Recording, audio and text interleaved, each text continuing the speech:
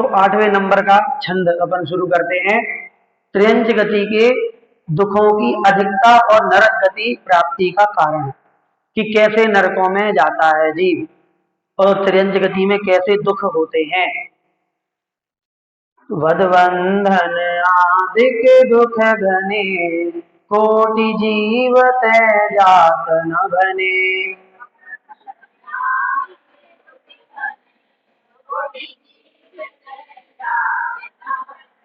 अति संक्लेश भाव ते मरियो, घोर स्वभ्र सागर में पर्यो।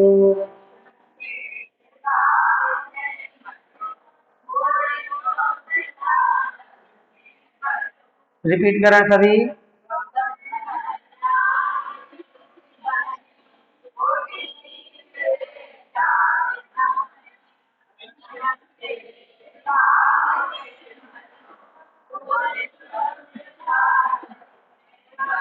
एक बार और पढ़े।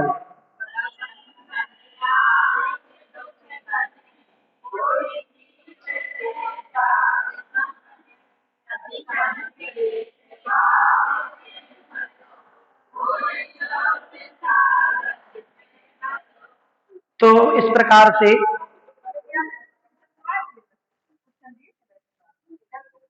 कैसा, हाँ वो दीपक भैया ने इसके भी लिख दिए थे क्वेश्चन, है ना। तो अब इसमें ज्यादा मैटर था नहीं, तो हमने कि चलो ठीक है हो जाने, तो हमने अलग से नहीं डाले थे प्रश्न। अब त्रियंच गति का दुख जो अभी तक पिछले छंदों में अपन ने जो पढ़ा है, उसमें यही आया है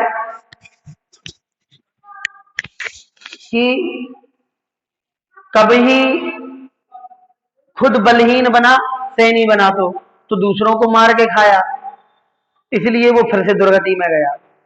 और कभी खुद कमजोर हो गया तो दूसरे सबलनी करी, मतलब सबल पशुओं के द्वारा मार मार करके खाया गया, तो ये दुख हुए।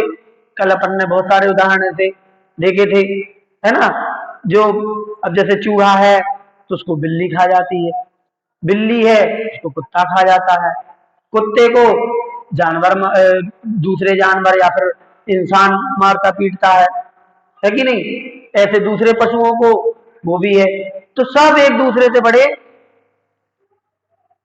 मारे जाते हैं और बहुत ही कष्ट उनको झेलना पड़ता है। छेदन भेदन भूख प्यास इत्यादि बारे में अपन ने कल पढ़ा था। अब आता है वध बंधन आदिक दुख घने, ये एक्स्ट्रा है। मतलब अभी तक जो था पिछले दोहे तक वो ये था कि नेचुरल वे में जो चल रहा है कि शेर दूसरे जानवरों को खा रहा है, ये नेचुरल है ना। चूहा बिल्ली को नहीं, बिल्ली चूहा को नहीं, चूहे को बिल्ली हाँ, चूहे को बिल्ली, बिल्ली को कुत्ता, इस प्रकार से जो चल रहा है ये नेचुरल है।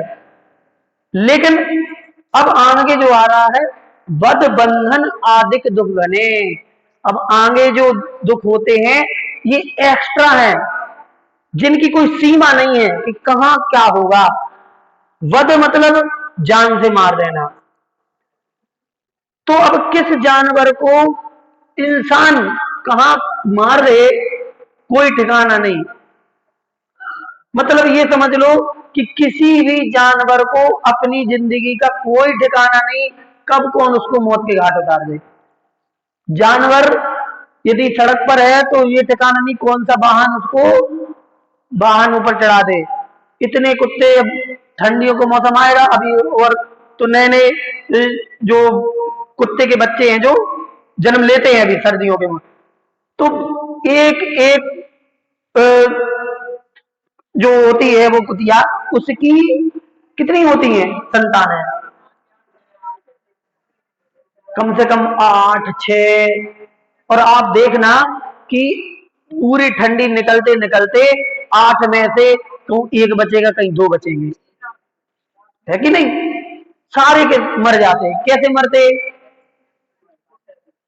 हैं, कई तो ठंड में मर जाते, यदि उनको सही जगह नहीं मिली तो ठंड में वो कौन उनको बचाए, ठंड में मर जाते।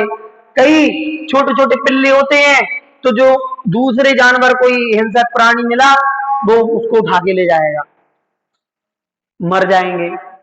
कहीं रोड पे चल रहे हैं तो वाहन को चल देंगे। रोज हम कहीं ना कहीं से यहाँ से निकलते हैं तो किसी न किसी कहीं कोई कुत्ता मारा डाला है, कहीं कोई कुत्ता मारा डाला है, कहीं ना कहीं कोई। अब ये है इनके, मतलब जिंदगी का कोई ठिकाना ही नहीं बचा। ये बध है। और दूसरा, जो कत्ल खानों में बध हो रहा है वो जानबूझ के किया जा रहा है, और उसी के कारण से लोग उसके अपने शौकों की पूर्ति भी कर रहे हैं, और उसी के लिए वो मारे भी जा रहे हैं। ये चल रहा है, और इनके दुख जानवरों को भोगने पड़ रहे हैं, और छोटे से जीव को लेकर के, और सबकी प्रोसेस हो रही है। यहां तक कि बिच्छू को भी नहीं छोड़ा जा रहा। बिच्छू, सांप, जितने जीव जंतु हैं, 2 इंद्री से लेकर के सारे हर प्रकार के जंतुओं का यूज हो रहा है कत्ल खानों में। तो सब मर रहे हैं, इंसान मार रहे हैं। ये बध के क्या है, दुख है त्रियंचों के। और बंधन बांधना। अब अपन बात करने लगते हैं, जब ये ढाल पढ़ते हैं तो अपन लोग बात करने लगते हैं कि जो पालते हैं पशुओं को, तो उनने रास्ता से बांध दिया तो बंधे रहे। ये तो बहुत कम है, उसमें उनको ज्यादा दुख नहीं होता। लेकिन अब जो दुख हो रहा है, इधर से उधर ट्रांसपोर्ट करते हैं जानवरों को, एक एक ट्रक में। आपने कभी देखा होगा कि गाय हो, भैंस हो, कत्ल खाने वाली हो चाहे वैसे वाली हो, बेचने वाली, दुधारू गैया या भैंस हो, किसी को भी यदि ट्रांसपोर्ट करते हैं तो अब वो बैठती तो है नहीं, खड़े खड़े उनको खड़ा कर दिया जाता है। तो ऐसे सेट कर दिया जाता है जैसे कि अपन आंगन में जब वो ईंटा बिछाते हैं, ईंटे या फिर वो टाइल्स, वो मोटी वाली, वो आंगन या फिर कहीं पर सड़क पर तो सेट कर देते, एक इधर फिर एक इधर, ऐसे सेट करके बिल्कुल एक रंती भी जगह में बच जाए कहीं पर, टाइल्स की तरह सेट करके जानवरों को फिट कर देते हैं। कहां पे, ट्रकों में। अब 10-10, 12-12, 15-15 घंटे तक वाहन चल रहा है, उनको बैठने का अवसर नहीं है, खाने का अवसर नहीं है, सांस नहीं ले पा रहे और भोग रहे हैं। क्या करें। और यहां तक कि और जो कत्ल खानों के जब होते हैं ट्रक, उनमें तो वो एक के ऊपर एक तक लाद देते, जैसे बोरा एक के ऊपर एक लाद देते, ऐसा लाद देते हैं। उनको समझ ही नहीं आता क्या होता है। आपने कभी देखा होगा ये जो मांस की दुकानों वाले होते हैं, ये मुर्गे जो बेचते हैं, मुर्गे का मांस, उसको आपने देखा होगा कि वो अपनी बाइक में एक डंडा लगाते हैं ऐसे, और सारे 50 मुर्गों को पैरों से बांधते हैं और ऐसे इधर 50 लटका दिए थे। बताओ, मतलब उनको लग ही नहीं रहा कि ये जीव जंतु हैं, उन्हें तो ऐसा लग रहा है जैसे कि भाजी मुरी कोई सामान लटका दिया। अब बताओ, वो मरे नहीं है, जिंदा है। ऐसे दुख त्रियंचों में भोग भोग करके हम लोग आए हैं, भूल गए, इसलिए याद नहीं आता। इसीलिए याद दिलाने के लिए पंडित दौलत राम जी कहते हैं कि छहदाना पढ़ो, पढ़ेंगे तो कुछ याद आएगा। हो सकता है किसी को जाति स्मरण हो जाए, जाति स्मरण हो जाएगा तो पिछला भाव याद आ जाएगा। पूरी जिंदगी दुखी। कई लोग पूछते हैं कि पंचम काल में जाति स्मरण नहीं होता क्या। यदि जाति स्मरण हो जाए पंचम काल में तो आदमी पागल हो जाए, क्योंकि तो पता चल जाएगा कि पिछले भाव में क्या थे और काका किया था। तो इस भाव में वो जितना सुखी जीवन जी रहा होगा थोड़ा बहुत, वो भी दुख में बदल जाएगा। या तो जाति स्मरण सुन करके वो सुधर जाए, मोक्ष मार्ग में लग जाए तो भला है, आज कोई ठिकाना नहीं, वो क्या करेगा। तो ये है हालत। तो वध बंधन आदिक दुख घने, आदिक लगा दिया, वध बंधन आदिक, आदिक मतलब और भी कई प्रकार के दुख हैं जो इनके। अब जैसे कि बैल होते हैं, बैल जब खेतों में चलाए जाते हैं तो बैल हो घोड़ा हो, उनके चाबुक मारा जाता है तो आगे कटीली एक खील लगा देते हैं, वो उनको चुभाया जाता है। कल जैसे अपन ने उसकी बात करी थी, घोड़े की नाल की बात की थी। ऐसे ही वो रस्सी नाक में फंसा देते हैं। ये सब क्या है? ये आदिक में आएगा। कई प्रकार के दुख हैं, भोजन पानी के दुख हैं, खाना सही में मिल रहा है नहीं मिल रहा है, कर रहे हैं काम भूखे प्यासे, तो ये सब दुख हैं। और इतने दुख हैं कि ये क्लास तो अपनी कमी पड़ जाए। पंडित जी कहते हैं कोटि जीव में, कोटि मतलब करोड़, कोटि मतलब करोड़ जिह्वाओं से भी जात ना बने, जात ना बने कहा नहीं जाता। बने मतलब कहना, ठीक है। अब ये प्रश्न का उत्तर कल हम उसमें भी पूछेंगे, जो ग्रुप है उसमें भी पूछेंगे, और साथ में जो अभी अभी नहीं पढ़ रहे हैं तो बाद में यूट्यूब पर देख रहे होंगे, जो 40-50 लोग देखते हैं, तो उनको इसका उत्तर लिखना है। भने मतलब क्या है? भने मतलब है क्या? हाँ, ठीक है। तो भने का उत्तर आपको कमेंट में लिखना है। पता तो चले, एक जन ने लिखा था 50 में से। हाँ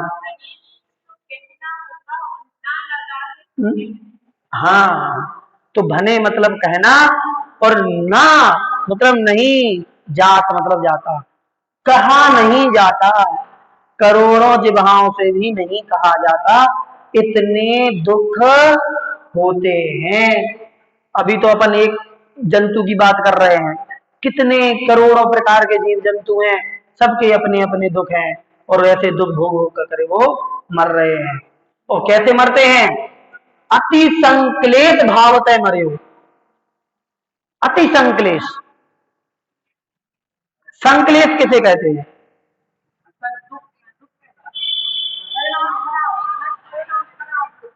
हाँ, क्लेश मतलब होता है पीड़ा या दुख रूप परिणाम को कहते हैं क्लेश, क्लेश। और संक्लेश कहलाएगा अति कषाय के परिणाम, कषाय से युक्त। जब व्यक्ति पीड़ित होता है, दुखी होता है, तो उसके अंदर कषाय बहुत ज्यादा जागृत हो जाती है। तो बहुत ज्यादा कषाय से युक्त जो परिणाम होते हैं उन्हें कहते हैं संक्लेश। समझ में आया? संक्लेश मतलब क्या? बहुत तीव्र कषाय से युक्त परिणाम। तीव्र, इसमें क्या लिखा है? अत्यंत खोटे। अब खोटे का मतलब, अब अपन लोग तो खोटे मान लो, बुरे परिणाम ले लो, किसी का मारना सोचना, लेकिन जो त्रियंच होंगे वो तो उसको एक ही अपन ले लेंगे जो सब जगह फिट बैठ जाएगा। वो यही है कि बहुत अधिक कषाय से युक्त परिणाम, तीव्र कषाय से युक्त, और उसी में अति जुड़ गया, अति और जुड़ गया, तो इसका मतलब तीव्रतम कषाय। तो तीव्रतम कषाय से युक्त होकर के मरियो, मर गया, घोर स्वब्र सागर में प्रयोग। तो घोर स्वब्र सागर, स्वब्र मतलब नरक, ठीक है। वैसे तो गड्ढा होता है, लेकिन यहां पर नरक ही है उसका पर्यायवाची, क्योंकि नरक क्या है? नरक भी पृथ्वी के अंदर एक गड्ढा है, वही तो नरक है। नरक क्या है? ऐसा थोड़ी है कि जैसे अपने यहाँ टीकमगढ़ हो गो, सागर हो गया, तो ऐसे कोई नहीं है। नीचे की जो पृथ्वियां हैं, उन पृथ्वियों के बीच में जो होल है, गुफाएं जैसी, वो होल, वो गुफाएं, वो ऐसे जो आकार है, वही तो नरक है। इसीलिए स्वब्र, स्वब्र मतलब गड्ढा, नरक।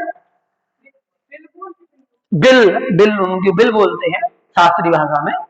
तो ऐसे घोर नरक रूपी सागर में जाके प्रयोग पड़ा, संक्लेश परिणामों के साथ में, मतलब तीव्र कषाय के साथ जो मरता है वो नरकों में जाकर के गिरता है। अब तीव्र कषाय चारों में से कोई भी हो सकती है, नहीं है क्रोधी हो गए, तीव्र क्रोध कषाय हो, तीव्र मान हो, तीव्र माया, लोभ, जब ये सब जोड़ती हैं में, लेकिन ज्यादातर क्रोध में ज्यादा होता है, क्योंकि क्रोध में व्यक्ति हिंसा करता है, और हिंसा से फिर नरक का द्वार खुलता है। लेकिन उसके पीछे कहीं ना कहीं लोभ मान माया होता है, तब जाकर के वो क्रोध करता है। ऐसे क्रोध नहीं उत्पन्न होता।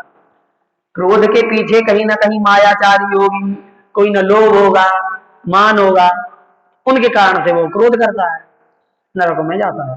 ठीक है ना। चलिए आगे चलते हैं 9 नंबर का। तहाँ भूमि पर सत दुख सो, बिच्छू सत डसे नहीं तिसो।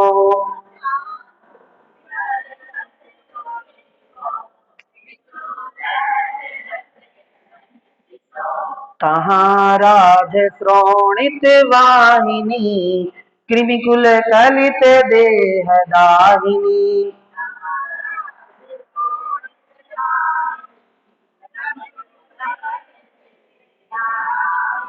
पढ़े सभी लोग।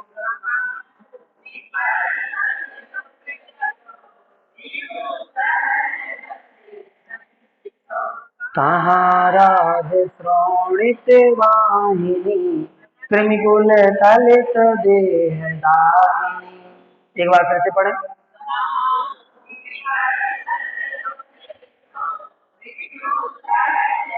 निहित तो ताराज श्रोणित वाहिनी, कृमिकुल कलित देहदा।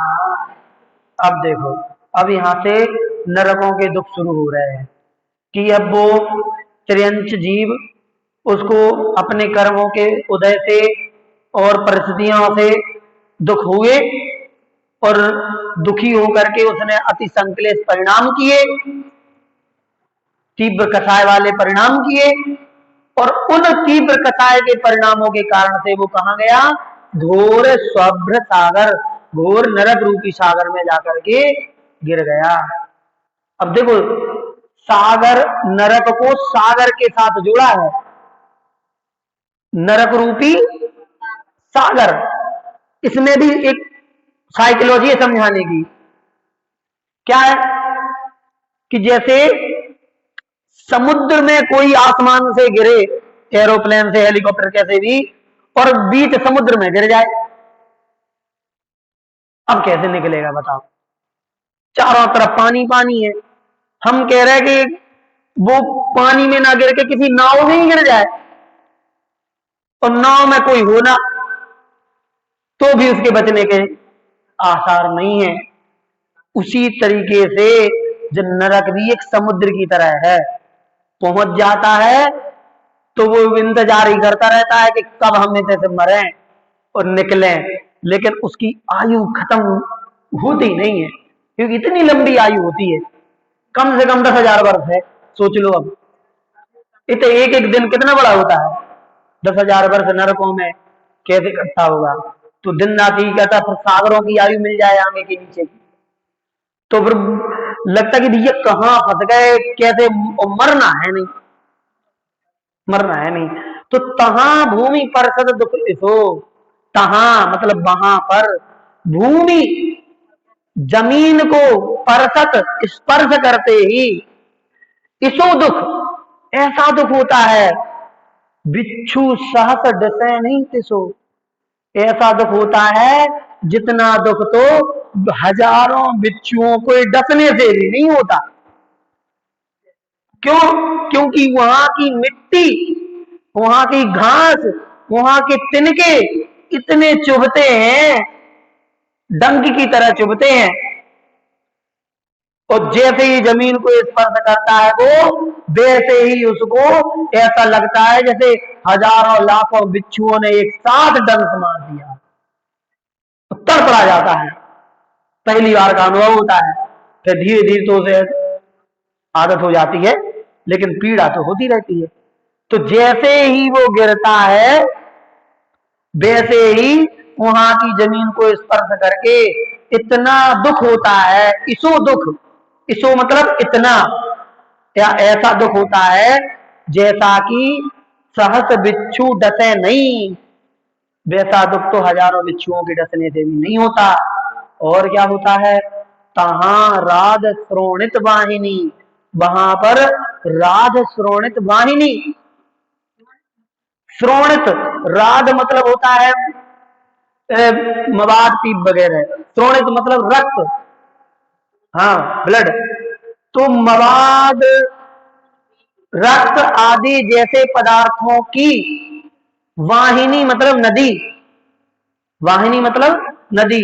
तो खून पीप जैसे पदार्थों की नदियां बहती हैं, वहां पानी की नदी नहीं होती, लेकिन वो खून भी नहीं होता, खून भी नहीं होता, वो वैसा पदार्थ होता है जैसे खून मवाद जैसी दुर्गंध युक्त।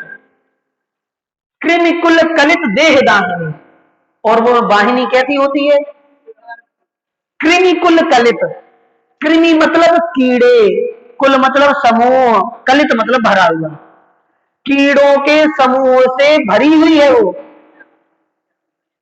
कृमि कुल कलित, कृमि मतलब कीड़े मकोड़ों से, कुल मतलब समूह, कीड़ों के समूह से, कलित मतलब भरी हुई वह, और कैसी? देह दाहिनी, देह को जलाने वाली। यदि कोई सोचे कि नदी है तो चलो थोड़ा सा हाथ पैर ठंडे कर लें, तो यदि इसमें उंगली भी डालेंगे तो जल जाएगी उंगली, मतलब संताप देती है, कहीं जला देगी, या फिर वो कीड़े काटेंगे तो तुमको क्या करेगी? संताप देगी, दुखी करेगी, ऐसी नदी होती है। उस नदी का नाम क्या है? वैतरणी नदी, वैतरणी। ठीक है, तो वैतरणी नदी होती है जो कि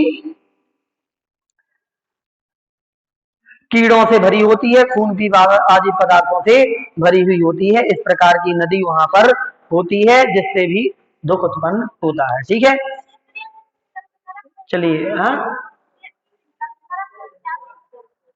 जाए जरूरी नहीं है, लेकिन ऐसे परिणामों के साथ यदि जाता है तो फिर नरक ही में जाएगा, फिर दूसरी जगह नहीं जाएगा।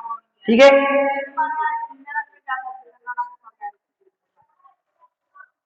एक सेकंड।